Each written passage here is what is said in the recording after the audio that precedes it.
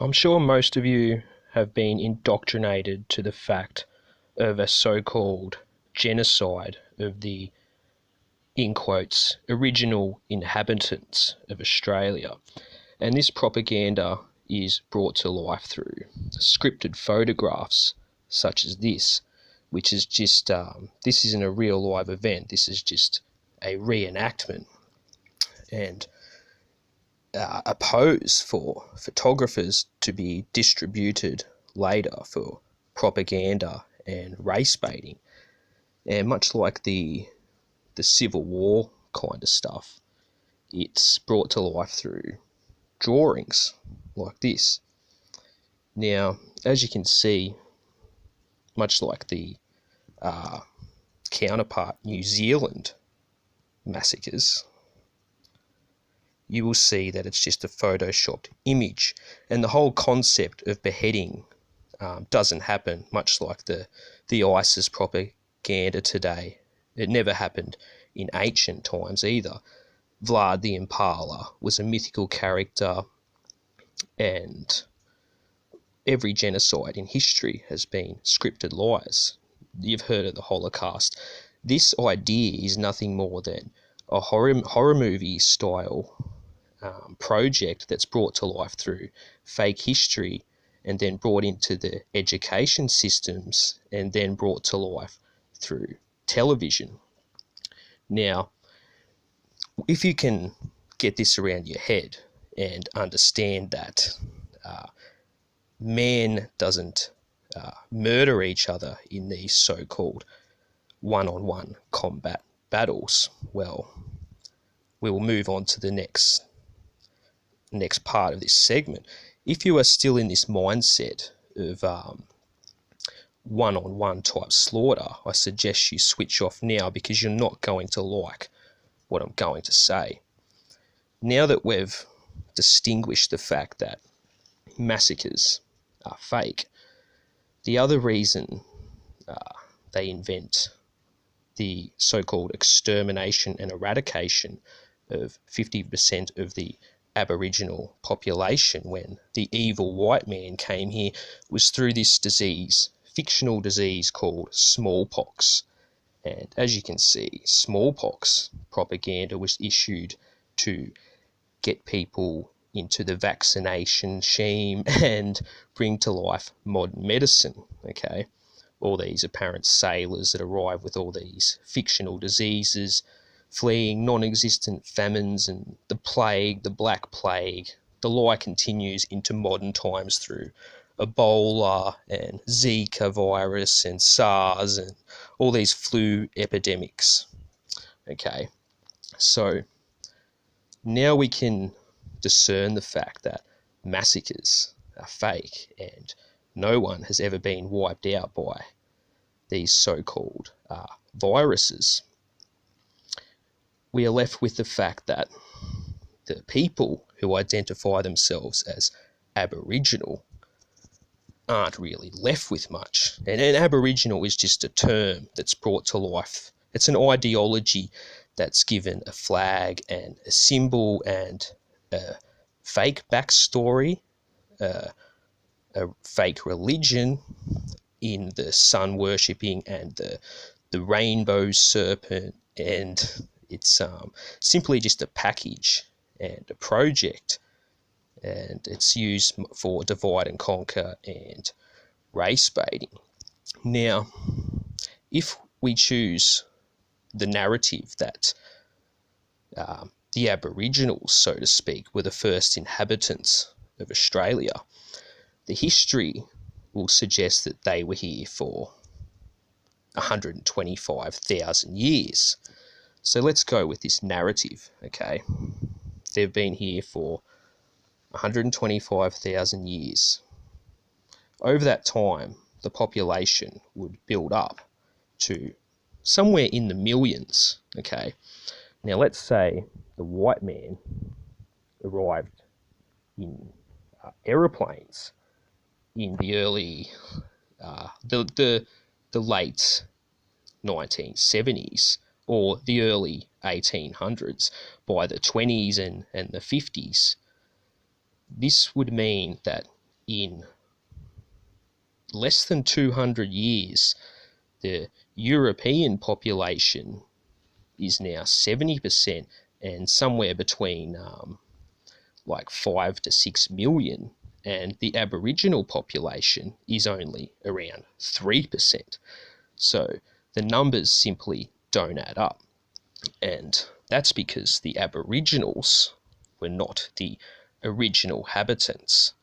Now, you will see a state in Australia known as Tasmania, where no Aboriginals exist today, much like Victoria. And they will pass off this lie and say, the white man went into Tasmania and culled every single last Aboriginal, when this is simply false. The reason there was never any Aboriginals in Tasmania and Victoria is because of the climate. It's not their natural climate, so to say, because they are of islander descent. And even this goes back into their Wikipedia backstory. They came from places like Papua New Guinea and the Torres Strait Islands and whatnot.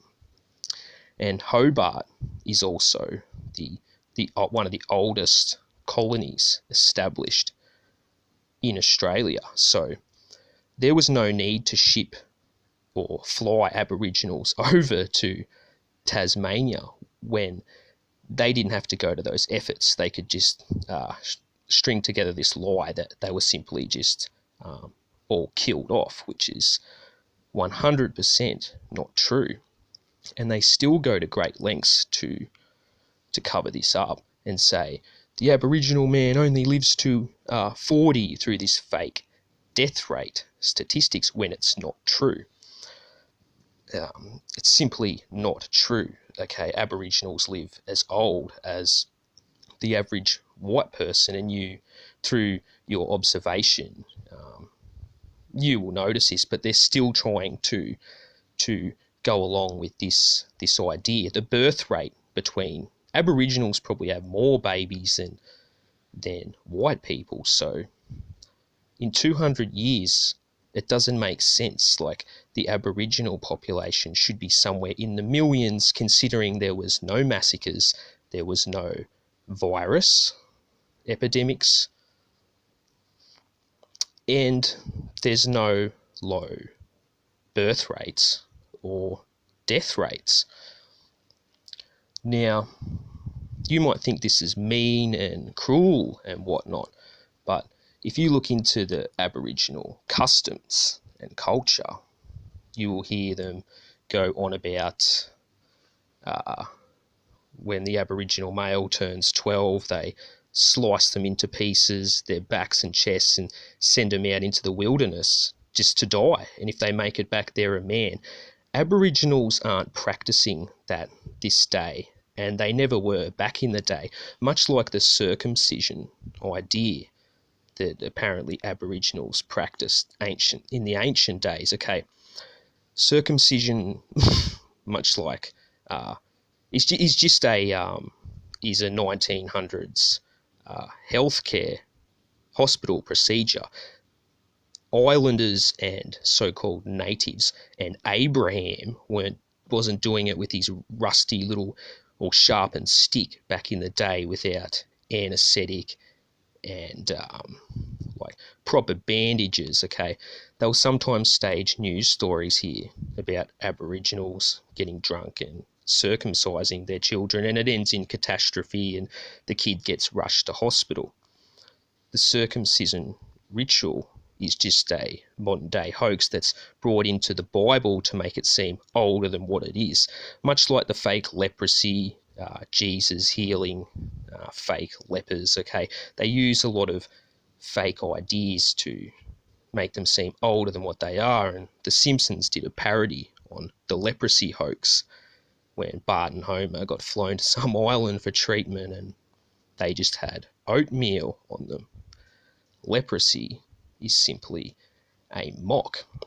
Now, this whole entire concept continues through the media today. It's just non-stop propaganda about this white and black argument, divide and conquer, and they give the Australian of the Year award to a scripted athlete known as Adam Goodes, who pretends to throw spears into the crowd, and he gets an Australian of the Year award, which is just another con job.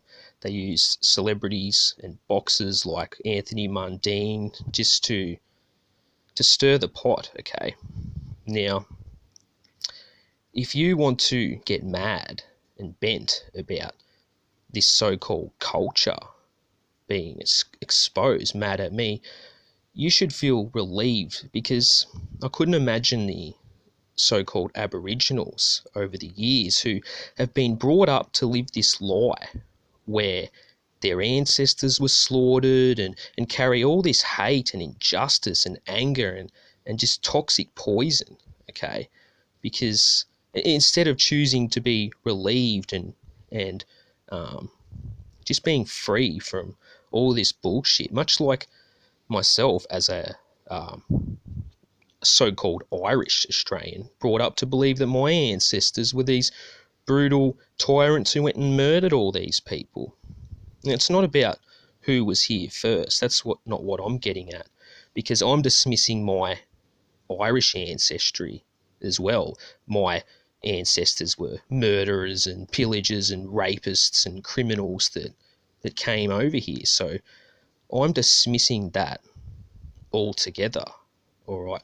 I'm not too sure of the actual truth, but if you look at the numbers, it's quite obvious that the white people would have had to have been here first, because there's so many more white people. And I'm saying, like, the space in between was probably 200 years when the white people came here and started building cities like Hobart. They've invented this psyop and mirrored the American idea, bring in the indigenous foreigners and put them through all this fake persecution and a fake genocide, and stage all this this morbid slavery to keep this lie continuing. So if you're an Aboriginal, you don't even practice your fake culture anymore, okay? Your customs, the Dreamtime religion, you would have to be asleep to believe that. The sun worshipping flag that the government bring into action, and all this nonsense. It doesn't make sense why you would define yourself through lies from the past rather than embrace your individuality and your own unique personality, rather than conforming to all this occultist religion. It just simply doesn't make any sense. And I am not the evil one here. I would call the evil one the people who assigned, in quotes, Aboriginals and in quotes, European Australians to these fake patriotic belief systems and fake history, and continue to subject us all to all this divide and conquer race baiting through the media today. If we lay down our flags and our fake history and our fake culture, then we can't be dictated to anymore. Okay, where the agenda is control, I'm technically setting people free from it. Where the agenda is chaos, I am bringing peace. Where the agenda is hate, I am bringing love, basically. Okay. Truth looks like hate to those who hate truth. As you can see, this is just scripted. There's no evidence of a massacre, because this massacre, like every massacre in history, has been staged. So, if you identify yourself as an Aboriginal, I have friends who are or believe to be, they live up to this ideology known as an Aboriginal. I have nothing against you personally. Like, we can go enjoy this Saturday and have a beer together and celebrate new beginnings and freedoms, or continue to be divided by fake history and fake religious beliefs, and these fake groups that they've assigned us to.